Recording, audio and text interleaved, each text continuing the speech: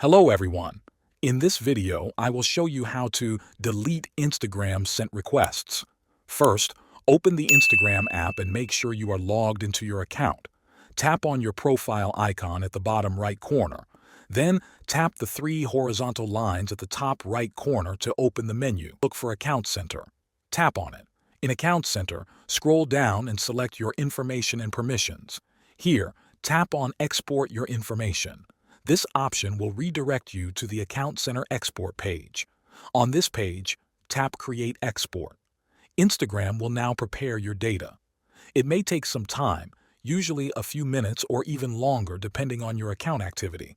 When the export is ready, you will see an option to download it.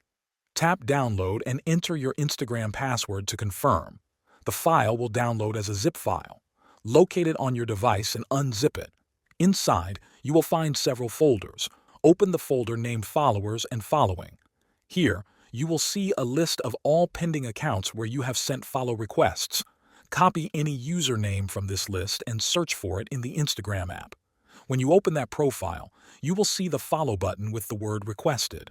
Tap on it to remove your sent request. Repeat this for any other accounts you want to remove from your list.